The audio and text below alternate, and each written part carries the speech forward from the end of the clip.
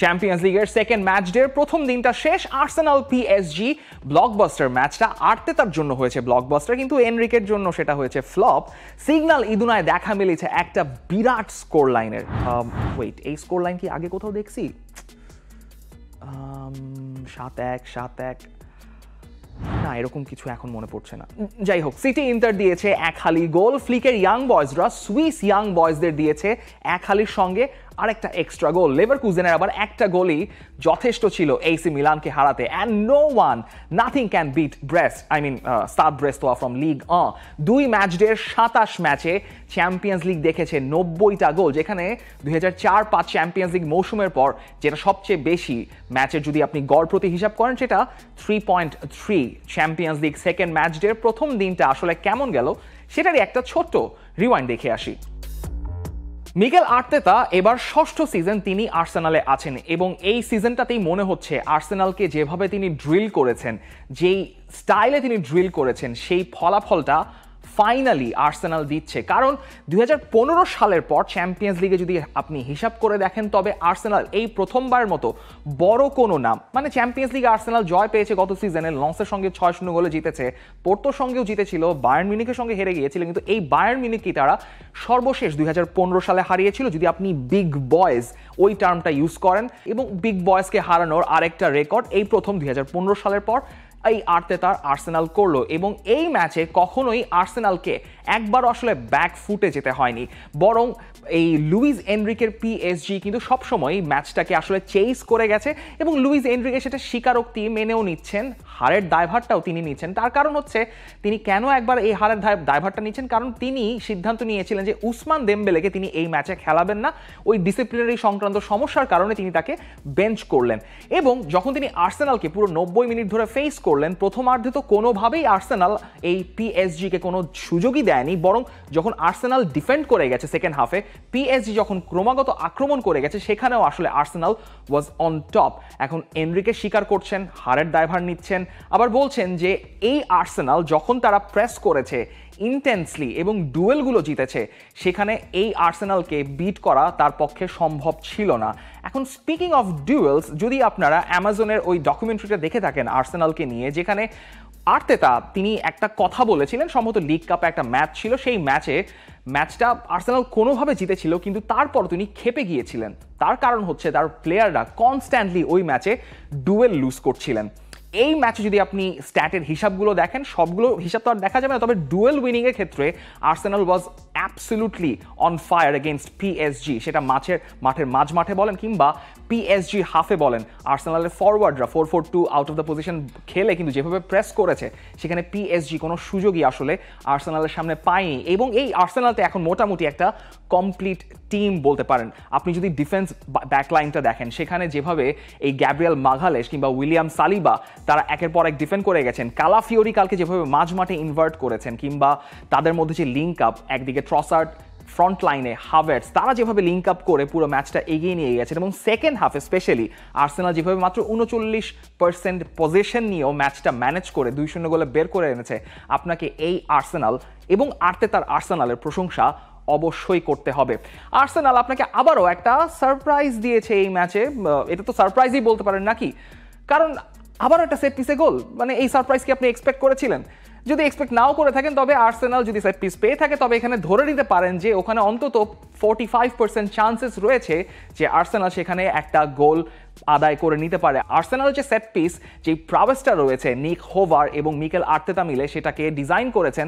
আপনি যদি এই মৌসুমে আর্সেনাল যে 9টা ম্যাচ খেলেছে, তার মধ্যে আর্সেনাল গোল করেছে 19টা, এর মধ্যে 6টা গোলই এসছে আর্সেনালের সেট পিস থেকে।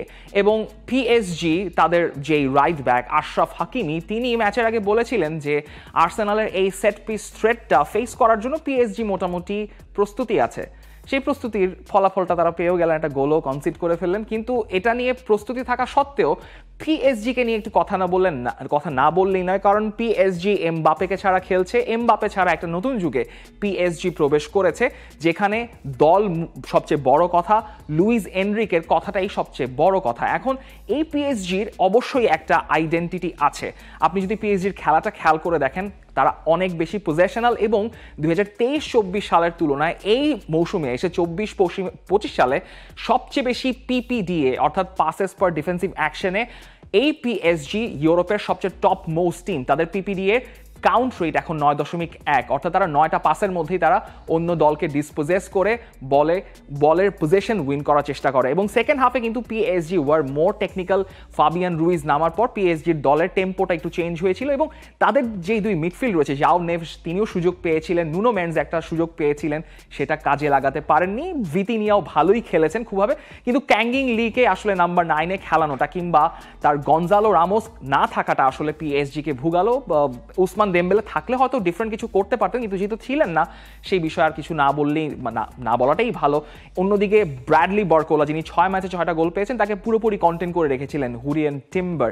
এখন পিএসজির জন্য একটাই সমস্যা, সেটা হচ্ছে যদি চ্যাম্পিয়ন্স লিগে আপনি পিএসজির শেষ 4টা ম্যাচ দেখেন, সেখানে শেষ 4টা ম্যাচে পিএসজি গোলের শট নিয়েছে 81টা। এই 81টা শটের মধ্যে পিএসজি এখন পর্যন্ত তাদের দল থেকে কোনো গোল আসেনি, সেখান থেকে গোল একদম জিরো। আপনি যদি গাজ্জানিকার ওই গোলটা বাদ দেন, ওটা তো আর পিএসজির কোনো প্লেয়ারের পা থেকে আসেনি। এবং এই ম্যাচে আরেকটা জিনিস যেটা পারফরমেন্সে পিএসজির চোখে পড়লো, সেটা হচ্ছে দনারুমার পারফরমেন্স। দনারুমাকে অনেক সময় অনেক সমালোচনা সহ্য করতে হয়েছে, তিনি definitely one of the best shot stoppers, কিন্তু শর্ট স্টপার্সদের দিন তো আসলে অনেকটা ফুরিয়ে গেছে। এখন আসলে যারা মূলত সুইপার কিপার তাদের দিনটা চলে এসছে, এবং পিএসজি আসলে সেট পিস ডিফেন্ডিংয়েও খুব যে একটা ভালো ছিল তা না, এবং ইউসিএল-এ তাদের রেকর্ডটা আসলে প্রমাণ করে দিচ্ছে। লাস্ট যে ইউসিএল ম্যাচগুলো রয়েছে তাদের মধ্যে সবচেয়ে বেশি 5টা হেডেড গোল কিন্তু পিএসজি কনসিড করেছে, যেটা প্রথম গোলটা হাভার্টসের কাছ থেকে তারা কনসিড করলো। পিএসজি তাদের 100% উইনিং স্ট্রিকটাও আসলে হারিয়ে ফেললো এই সিজনে। তাদের যে অপরাজিত থাকার রেকর্ডটা ছিল সেটা ভেঙে গেছে এই সিজনে। কিন্তু পিএসজির জন্য সামনে লুক ফরওয়ার্ড করার আরো অনেক কিছুই আছে। এই ম্যাচে তাদের পারফরমেন্স খারাপ ছিল না, কিন্তু আর্সেনালকে হারানোর মতো ভালো সেটা ডেফিনেটলি ছিল না। অন্যদিকে আর্সেনালের আর্তেতা মুভস অন, তাদের এমিরেটসে এই সিজনের রেকর্ডটা বেশ চমৎকার। অক্টোবরে তাদের জন্য অনেক বড় চ্যালেঞ্জ অপেক্ষা করছে, লিভারপুল অপেক্ষা করছে। তবে চ্যাম্পিয়ন্স লিগের এই জয়টা প্রথম ম্যাচে ওই গোলশূন্য ড্রয়ের পর আর্সেনালকে একটা পারফেক্ট শুরু দিয়েই দিল। যদি ইংলিশ দলগুলোর মধ্যেই থাকি, তবে ম্যানচেস্টার সিটিকে নিয়েই কথা বলা যাক। ম্যানচেস্টার সিটি তারা স্লোভাকিয়াতে গিয়েছিল, স্লোভান ব্রাতিস্লাভার মাঠে। তাদের যেই লক্ষ্যটা ছিল সেই লক্ষ্যটা অর্জন হয়ে গেছে খুব সহজেই। 4-0 গোলে স্লোভান ব্রাতিস্লাভাকে হারিয়েছে গুন্দোগান হল্যান্ডের ম্যানচেস্টার সিটি। এবং পেপ গুয়ার্দিওলার ম্যানচেস্টার সিটি তারা একটা আনপ্রেসিডেন্টেড রেকর্ড কিন্তু তারা ভাগ বসিয়ে ফেললো চ্যাম্পিয়ন্স লিগে। এই চ্যাম্পিয়ন্স লিগে শেষ টানা 25 ম্যাচ আনবিটেন থাকার রেকর্ডটা এখন সিটির কাছেও। সেটাকে আপনি যদি পেনাল্টি শুট আউটের হিসাবটা বাদ দিয়ে রাখেন, এই একই রেকর্ডটা ম্যানচেস্টারের নগর প্রতিদ্বন্দ্বী ম্যানচেস্টার ইউনাইটেড করেছিল স্যার অ্যালেক্স ফার্গুসনের আমলে। সেটা 2007 থেকে 2009 সাল পর্যন্ত সেই রেকর্ডটা ছিল। যদিও ম্যানচেস্টার ইউনাইটেডের কথা বলে এখন লাভ নেই চ্যাম্পিয়ন্স লিগের, কারণ তারা এবার আছে ইউরোপা লিগে। অন্যদিকে ম্যানচেস্টার সিটি যদি তারা পরের ম্যাচ তারা যখন খেলবে চ্যাম্পিয়ন্স লিগে, সেই রেকর্ডটা ছাড়িয়েও যেতে পারে। সেই রেকর্ডটা তখন চলে যাবে 26টা ম্যাচে। ম্যানচেস্টার সিটির জন্য ভালো সংবাদ, এলকাই গুন্দোগান তিনি সর্বশেষ ম্যানচেস্টার সিটির জার্সি গায়ে গোল করেছিলেন জুনের 3 তারিখ 2023 সালে। 1 বছর মাঝখানে বার্সেলোনা ছিলেন, তিনিই প্রথম গোলটা করলেন ম্যানচেস্টার সিটির হয়ে। এবং এর্লিং হল্যান্ড তিনি তো আসলে গোল করার জন্য বসেই ছিলেন, কারণ মাঝখানে গোল পাননি নিউক্যাসলের সঙ্গে, মাঝখানে চ্যাম্পিয়ন্স লিগে ইন্টারের সঙ্গেও গোল পাননি। এবারে চ্যাম্পিয়ন্স লিগে গোল স্কোরিং তার খাতাটা খুললেন, এবং তার রেকর্ডটা দেখুন আপনি। চ্যাম্পিয়ন্স লিগে ম্যাচ খেলেছেন 41টা, তার মধ্যে একটা বেশি গোল, 42টা গোল তার। ফোডেন গোল পেয়েছেন, এবং চ্যাম্পিয়ন্স লিগে তার প্রথম গোলটা পেয়েছেন City academy player James McAtee. Pep গুয়ার্দিওলার জন্য একদমই মাথা ব্যথাহীন একটা চ্যাম্পিয়ন্স লিগের রাত। যখন সাধারণত কোনো দলের সমালোচনা করা হয়, তখন সেই দলগুলোকে ফুটবলে খুব ব্রুটালি সমালোচনা করা হয়, এবং football is a brutal game. আপনি যদি আপনার ফাইন্যান্সেস, আপনার গেম ম্যানেজমেন্ট, ক্লাবকে যদি ঠিকভাবে মেনটেন না করতে পারেন, তবে সবখান থেকে আপনাকে সমালোচনা সহ্য করতে হবে। সেটা আমাদের থেকেও আসলে সহ্য করতে হবে। কিন্তু যখন আপনি সমালোচনার জবাবটা একদম ভালো মতো দিতে পারেন, তখন আপনার রেসপেক্টটা, আপনার প্রশংসাটাও it should be louder than your criticism. এবং সেটাই আসলে বার্সেলোনা হানসি ফ্লিকের বার্সেলোনা ডিজার্ভ করে। আপনি শেষ ম্যাচটা ওসাসুনার সঙ্গে 4-2 গোলে হেরে গেছেন, আপনি ম্যাচ হারতেই পারেন। সেই ম্যাচে হারার কারণ ছিল কারণ হানসি ফ্লিক ওভাবে রোটেশন ঠিকভাবে ইন্ট্রোডিউস করতে পারেননি, তার কারণে তার ইয়াং বয়েজরা মানে হানসি ফ্লিকের ইয়াং বয়েজরা তো সব ম্যাচে সেম প্রেশারটা নিতে পারবে না। সেই হারটাকে আপনি দূরে সরিয়ে রাখুন, আপনার দরকার ছিল একটা বাউন্স ব্যাক করা। সেই বাউন্স ব্যাকটাই কিন্তু বার্সেলোনা মনজুইকে করে দেখালো। বার্সা মানে হানসি ফ্লিকের ইয়াং বয়েজরা সুইস ইয়াং বয়েজদের একদম কনভিনসিংলি 5-0 গোলে হারিয়ে দিয়েছে। ইয়াং বয়েজরা গোল পায়নি, মানে ইয়াং বয়েজরা তো গোল পায়নি, আবার আপনি বলতে পারেন বার্সেলোনার ইয়াং বয়েজরাও গোল পাননি, বার্সার বড় ভাইরাই আসলে গোলগুলো করে দিয়েছেন। লেভানডফস্কি একটা ব্রেস এনেছেন, ইনিগো মার্টিনেস তার প্রথম গোল পেয়েছেন বার্সেলোনার জার্সিতে, রাফিনিয়া গোল করেছেন, এরপরের একটা গোল আসলে একটা ওন গোল থেকে ছিল। তবে লেভানডফস্কিকে নিয়ে একটু কথা বলি। লেভানডফস্কি তার পুরনো গুরু এই হানসি ফ্লিকের অধীনে এসে আবারও নিজেকে প্রপারলি মেলে ধরছেন, এই সিজনে একটা চমৎকার শুরু পেয়ে গেছেন। এবং এই লেভানডফস্কি একটা রেকর্ড বুকেও তিনিও এই মাত্র নাম লেখালেন, যেই রেকর্ড বুকে তার সামনে শুধুই আছেন ক্রিশ্চিয়ানো রোনালদো। বয়স 30 পার করে যাওয়ার পর চ্যাম্পিয়ন্স লিগে 50+ গোলের রেকর্ডে এখন লেভানডফস্কি ঢুকে গেছেন। তার গোল 51টা, তার একদম উপরে, মানে সেটা আসলে লেভানডফস্কি ছাড়িয়ে যেতে পারবেন কিনা সেটা ডিবেটেবল। তবে ক্রিশ্চিয়ানো রোনালদোর ওই 68 গোলের রেকর্ডটা এখন পর্যন্ত ধরা ছোঁয়ার বাইরে। এরপর লিওনেল মেসি আছেন, করিম বেনজেমারাও আছেন, তবে লেভানডফস্কি 51 গোল নিয়ে এখন সেই লিস্টে সেকেন্ড প্লেসে। স্পিকিং অফ বার্সেলোনা এবং বার্সেলোনাকে প্রেস করার কথা, আপনাকে আরেকজন প্লেয়ারকে নিয়ে কথা না বললে সেটা আসলে মানে অপরাধী হয়ে যায়, সেটা হচ্ছে রাফিনিয়া। রাফিনিয়া কখনোই আসলে বার্সেলোনাতে শেষ 2 মৌসুমে ইনকনসিস্টেন্ট ছিলেন, কিন্তু বার্সেলোনাতে এই মৌসুমে হানসি ফ্লিকের অধীনে Raphinha is a completely new player. এবং মানে বার্সেলোনা আসলে তাদের টিমমেটরা রাফিনিয়াকে আর্ম ব্যান্ডটা দেওয়ার জন্য ট্রাস্ট করেছে, কারণ তারা মনে করছে যে এই মুহূর্তে বার্সা বা ব্লাউগ্রানা যেই ডিএনএটা রয়েছে, বার্সেলোনাকে লিড করার যে ডিএনএটা রয়েছে সেটা সম্পূর্ণভাবে রাফিনিয়ার কাছে আছে। এবং হানসি ফ্লিকের অধীনে রাফিনিয়া যে সিজনটা কাটাচ্ছেন, গতকালকে একটা গোল পেলেন এবং গোলটা করলেন খুবই চমৎকারভাবে, অ্যাসিস্টও পেয়েছেন। তার এই সিজনে 10টা ম্যাচে 6টা গোল, 4টা অ্যাসিস্ট। এবং যদি আপনি ব্রাজিলের স্পেকট্রাম দিয়ে হিসাব করেন, যদিও তিনি শেষ কোয়ালিফাইং ম্যাচগুলোতে ছিলেন না, একটা ম্যাচ সাসপেন্ডেড ছিলেন, একটা ম্যাচের জন্য তাকে দরিবাল ডাকেনি, কিন্তু যারা ব্রাজিলিয়ানরা পারফর্ম করছেন ইউরোপে, আনডাউটেডলি রাফিনিয়া এখন the best performing Brazilian player. 5 মাস ইনজুরিতে বাইরে থাকার পর ফ্র্যাঙ্কি ডি ইয়ং তিনি মাঠে নেমেছেন গতকালকে এবং বেশ ভালো করতালিতেই মাঠে নেমেছিলেন। ফ্র্যাঙ্কি ডি ইয়ং এর জন্য বেশ খারাপই বলতে হয়, কারণ অ্যাঙ্কেল ইনজুরির কারণে তিনি ইউরোটাও মিস করে গেছেন এবং বলছিলেন এই অ্যাঙ্কেল ইনজুরির কারণে তিনি বেশ ডিপ্রেশনেও চলে গিয়েছিলেন, কারণ তাকে নিয়ে যে কথাবার্তাগুলো হচ্ছিল। সো ফ্র্যাঙ্কি ডি ইয়ং এর নামাটা আসলে বার্সেলোনার যে ইনজুরি র্যাভেজড মিডফিল্ড সেটার জন্য একটা ভালো সংবাদ। পেদ্রি কাসাদো কালকে খেলেছেন, দুর্দান্ত খেলেছেন, পেদ্রি তো ডেফিনেটলি খুবই ভালো খেলেছেন। এবং যেটা আরেকটা বড় সিন গতকালকে হয়েছে মনজুইকে, সেটা হচ্ছে আনসু ফাতি যখন গতকালকে সাবস্টিটিউট বেঞ্চ থেকে নেমেছেন, প্রায় সবাই মনজুইকে দাঁড়িয়ে করতালি দিয়ে তাকে একটা স্ট্যান্ডিং ওভেশন দিয়ে তাকে অভিবাদন জানিয়েছেন। বার্সেলোনার জন্য একটা ভয়াবহ অক্টোবর মাস অপেক্ষা করছে, বার্সেলোনার জন্য চ্যাম্পিয়ন্স লিগ অপেক্ষা করছে বায়ার্ন মিউনিখ, বার্সেলোনার জন্য লা লিগায় অপেক্ষা করছে তাদের ক্লাসিকো রাইভাল রিয়াল মাদ্রিদ। তার আগে এই সেপ্টেম্বর মাসটাকে প্রপারলি র্যাপ আপ করাটা হানসি ফ্লিকের জন্য দরকার ছিল। হানসি ফ্লিক সেখানে 100তে 100।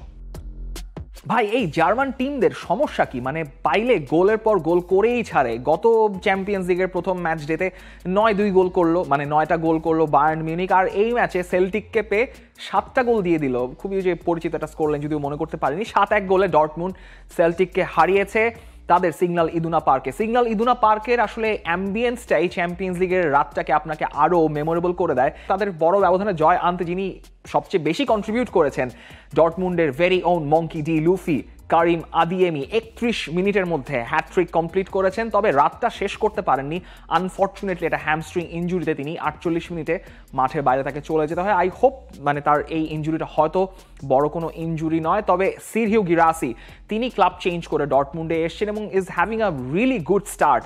6টা গোল পেয়ে গেছেন 5টা ম্যাচ খেলে। তিনি লাস্ট স্টুটগার্ডে হয়ে 30টা গোলের একটা সিজন পার করে এসেছেন। চ্যাম্পিয়ন্স লিগ যেহেতু সিগন্যাল ইদুনা পার্কে, তবে একটা টিফো ওয়াচ তো আপনাকে দেখতেই হয়। আপনি যদি গ্রিন ব্রিগেডের কথা চিন্তা করেন, গ্রিন ব্রিগেড হচ্ছে সেল্টিকের অলট্রাস গ্রুপ, যারা ডর্টমুন্ডে সিগন্যাল ইদুনাতে এসেছিল এবং তারা প্যালেস্টাইনের পতাকা উড়িয়েছে। লেবাননের পতাকা উড়িয়েছে। সাধারণত প্যালেস্টাইনের পতাকা উড়ানোর কারণে গত সিজনে সেল্টিককে একবার জরিমানাও করা হয়েছিল, গ্রিন ব্রিগেডকেও কিন্তু নিষেধাজ্ঞা দেওয়া হয়েছিল। তবে ডর্টমুন্ডে এই পতাকা উড়াতে তাদের খুব একটা বেগ পেতে হয়নি, সেটাও একটা টিফো ওয়াচ ছিল। এবং একই সঙ্গে ওই সিগন্যাল ইদুনার যেই নর্থ স্ট্যান্ডটা রয়েছিল, সেই নর্থ স্ট্যান্ডে ইউএফা মাফি একটা টিফো উড়েছে, সেটার জন্য নাকি আবার ইউএফা এই ডর্টমুন্ডকে জরিমানা করলেও করতে পারে। তবে ডর্টমুন্ডের জন্য একটা স্মরণীয় রাত হয়ে থাকলো। নুরি সাহিনের দলের জন্য 7-1 গোলের এই জয় ডর্টমুন্ডকে মোটামুটি একটা ড্রাইভিং সিটেই বসিয়ে দিল চ্যাম্পিয়ন্স লিগের পরবর্তী কোয়ালিফাইং রাউন্ড পার করে অ্যাটলিস্ট প্রথম 8-এ থাকার জন্য। যদি বুন্দেসলিগার ক্লাবগুলোর মধ্যেই থাকি, তবে শাবি আলোনসোর বায়ার লেভারকুজেন তারা ইতালিয়ান জায়ান্ট এসি মিলানকে একটা গোল দিয়েই তারা হারিয়ে দিতে পেরেছে। এই ম্যাচে শাবি আলোনসোর লেভারকুজেনের জন্য যেটা সবচেয়ে গুরুত্বপূর্ণ কাজ ছিল সেটা হচ্ছে তাদের ডিফেন্সটাকে ঠিকঠাক মতো রাখা, ডিফেন্সিভ স্টেটটাকে ম্যানেজ করা, যেটা মোটামুটি শাবি আলোনসোর লেভারকুজেন ম্যানেজ করতে পেরেছেন। তার কারণ হচ্ছে এই সিজনে এই লেভারকুজেন গত সিজনে যেখানে মাত্র 24টা গোল কনসিড করেছিল, সেখানে এই সিজন শুরু হওয়ার সঙ্গে সঙ্গে 8টা ম্যাচে তারা 10টা গোল কনসিড করেছে। সো একটা ক্লিন শিট লেভারকুজেনের জন্য বড় একটা পজিটিভ সাইন। এবং লেভারকুজেন যেভাবে সেকেন্ড হাফে গোলটা করার পর গেমটাকে ম্যানেজ করেছে, কারণ এসি মিলান তারা শুরু করেছে খুব দেরি করে, প্রথম দিকে তাদের ওই মিডফিল্ডটা বাইপাস করেই আসলে লেভারকুজেন ম্যাচটা খেলছিল।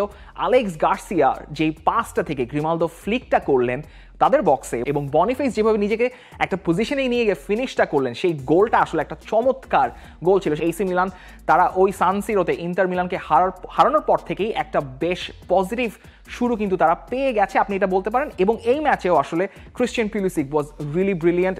রাফায়েল লেও বেশ কিছু সুযোগ পেয়েছিলেন, কিন্তু তাকে তার ওই ফ্ল্যাঙ্কে আসলে নালিফাই করে দিয়েছেন গ্রিমালদো। এবং এসি মিলান এই ফনসেকার অধীনে একটু দেরিতে হলেও মোটামুটি ভালোভাবেই সেটেল ডাউন করছে। হয়তো এই ম্যাচটা তারা হেরে গেছে, প্রথম ম্যাচটা তারা লিভারপুলের কাছে হেরে গিয়েছিল, কিন্তু এসি মিলানকে যদি আপনি পরের ম্যাচগুলো জিততে দেখেন তবে এখানে অবাক হওয়ার কিছু থাকবে না, because AC Milan is actually doing good day for Xabi Alonso, not a very good day for Paulo Fonseca. তবে ফনসেকার এখানে আসলে হারানোর কিছু নেই।